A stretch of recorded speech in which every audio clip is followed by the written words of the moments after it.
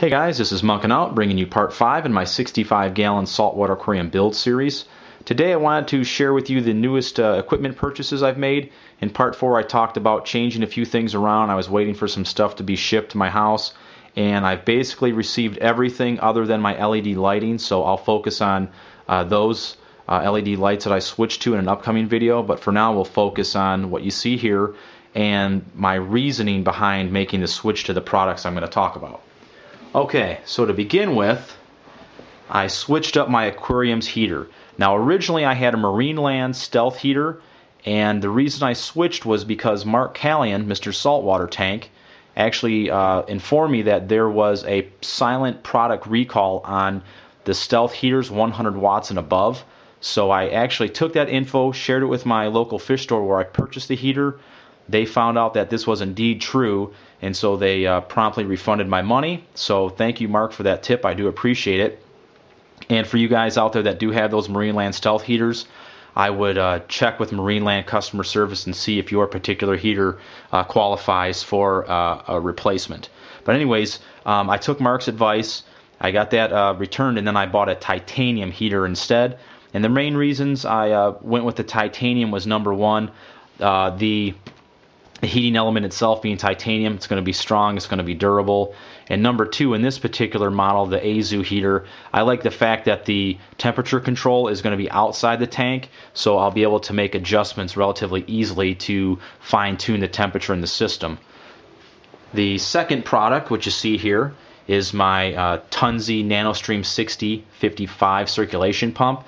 Now originally I had a Corellia Evolution series pump, and that would have been, more than sufficient for what I was planning. But I switched to this Tunze pump because of a purchase I'm planning on making in the future for my system, which is a tank controller, like an Apex controller or a Reef Keeper light controller.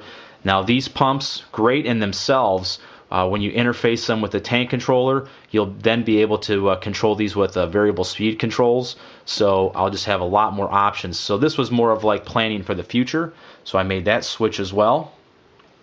Next, which was one of the, I would say the best switch that I made, was my aquarium sump. In part 1 I talked about not being sure if I wanted to keep the Aquarium ProFlex 2 model that I picked up. I wasn't really happy with that model because the way it was designed, you had a small chamber to put your return pump and your protein skimmer. It was really small. I wasn't too happy with it, so I ended up returning it, and I picked up this Ruby 30 sump from Trigger Systems. I'll put a link to their site in this video, and I'm really happy with this. Number one, compared to the ProFlex, this thing is made with 1/4 inch acrylic, where the ProFlex was, I want to say, 1/8 of an inch. So I mean, when you push on this thing, it isn't flexing at all, isn't moving.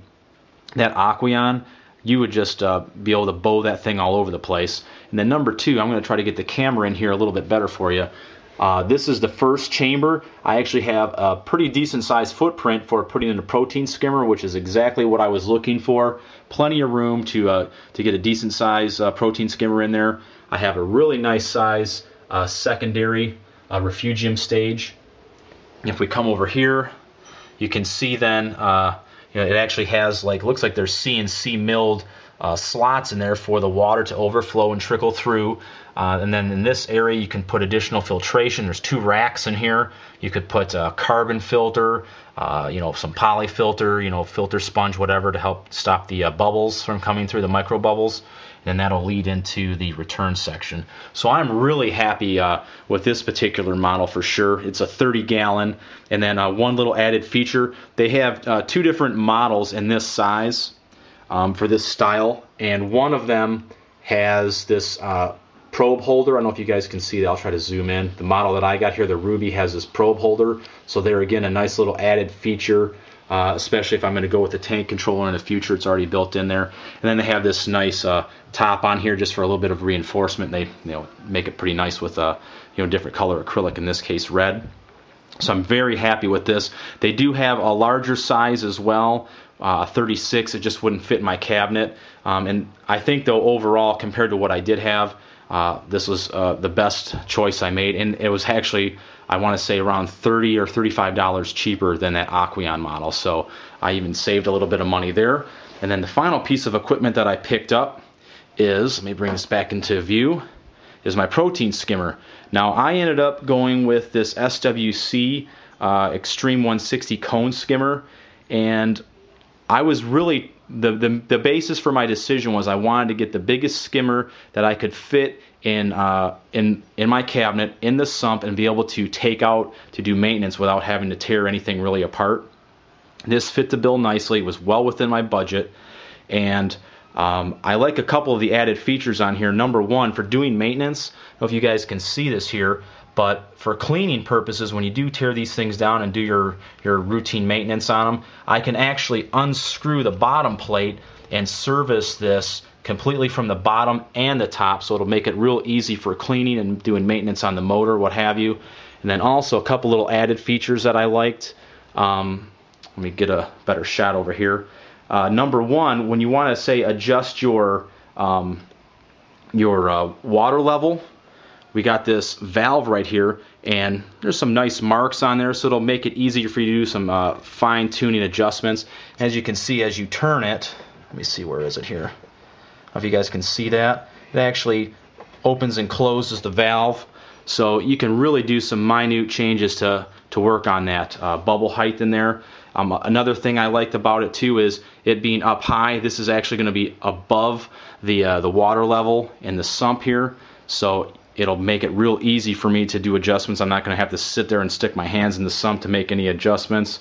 And then also for clearance wise too, to get the actual skimmer cup out, I didn't have to lift it too much. I want to say it's about 1/4 of an inch, so I had plenty of clearance when I'm inside the cabinet to get the actual skimmer. With that, I wanted to end the video here, but before I go, thank you very much, guys, for checking it out, and I want to thank my subscribers. I want to say I'm up to over 40 now, so you guys are definitely taking an interest in my project. Thank you very much. And Adjuster Frank, you know who you are. You guys, if you don't know him, check out his channel. He's been doing a nice tank. He actually gave me a shout out the other day, so thanks, Frank. And with that, I'm going to sign off. So you guys keep watching. I'll have some more videos. The LEDs will be the next video most likely, or I'll be focusing on the systems plumbing. But with that, this is MonkinOut, signing out.